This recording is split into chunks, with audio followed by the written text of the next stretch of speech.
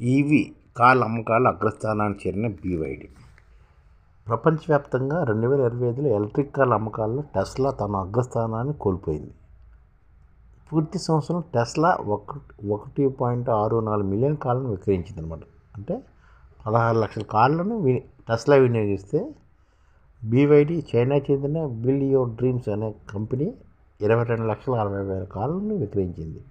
అంటే BYD China company BYD 22,60,000 కార్లను విక్రయిస్తే Tesla 16,40,000 కార్లను విక్రయించిందన్నమాట.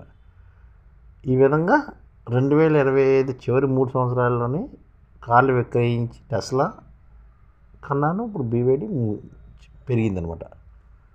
సెప్టెంబర్ 20 చివరిన అమెరికాలో $7,500 పన్ను క్రెడిట్ సౌలభ్యం ట్రంప్ ప్రభుత్వం కూడా తొలగించింది. దీంతో టెస్లా అమ్మకాలు తగ్గాయన్నమాట. తిరిగి అమ్మకాలు పుంజుకునే సమయం పడుతుంది పరిస్థితులు వాళ్ళతో చెప్తున్నమాట. ఈ విధంగా 1995 బ్యాటరీ తయారీ సంస్థగా ప్రారంభమైన BYD తర్వాత కాలం కార్ల తయారీ రంగంలో ప్రవేశించింది. 1995లో బ్యాటరీలు తయారు చేస్తుంది BYD. ఇప్పుడు BYD ఎలక్ట్రికల్ కార్లు తయారు చేస్తుందన్నమాట. కంపెనీ ఫుల్ ఎలక్ట్రిక్ కార్లను ప్లగ్ ఇన్ హైబ్రిడ్ కార్లను కూడా తయారు చేస్తారు. 2024 అమ్మకాల విషయంలో BYD కన్నా టెస్లా స్వల్ప అధికంగా ఉండేది.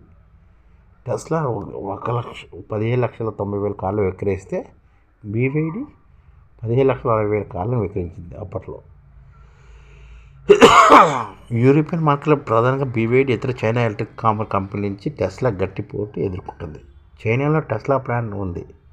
BYDని మాత్రం అమెరికా రాకుండా నిరోధిస్తుంది. చైనాలో టెస్లా ప్లాంట్ ఉంది, కానీ BYDని మాత్రం అమెరికాకి రాకుండా టెస్లా నిరోధిస్తుందట. BYDని అమెరికా మార్కెట్లో అనుమతిస్తే టెస్లా మరింత క్షీణిస్తుందని ఆటోమొబైల్ రంగ నిపుణులు చెప్తున్నమాట.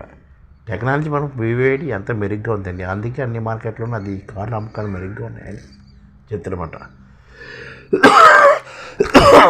BYDకి అమెరికాలో ప్లాంట్ లేదు, కానీ టెస్లాకి చైనాలో ప్లాంట్ ఉంది. ఒకప్పుడు టెస్లాలో పనిచేసిన వాళ్ళు ఒక ఆయన అందులో ఒక ఉన్నత శాఖ ఉద్యోగి రాజీనామా చేస్తూ టెస్లా యొక్క కార్ టెక్నాలజీని తన ల్యాప్టాప్లోనే పెట్టుకుని చైనా వెళ్ళి చైనాకి BYDకి డెవలప్మెంట్కి కృషి చేశారని ఒక ఆరోపణ కూడా ఉందన్నమాట. ఈ విధంగా ఒకప్పుడు టెస్లా కన్నా ఈరోజు BYD చాలా రకాలుగా డెవలప్ అవ్వడానికి కారణం కూడాను ఒక విధంగా కొన్ని లొసుగులు కూడా ఉన్నాయి వీటిలో. ఈ విధంగా టెస్లాని అధిగమించింది BYD. ఒకప్పుడు బ్యాటరీలే తయారు చేసేది BYD.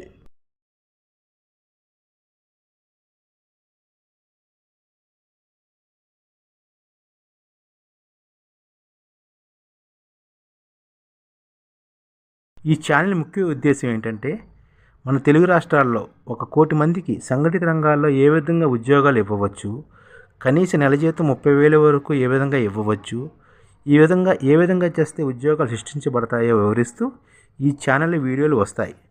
అలాంటి వీడియోలు మీకు కావాలంటే మన IDF భాస్కర్ ఛానల్ని సబ్స్క్రైబ్ చేసుకోండి. IDF అంటే ఇండియన్ డెవలప్మెంట్ ఫోర్స్.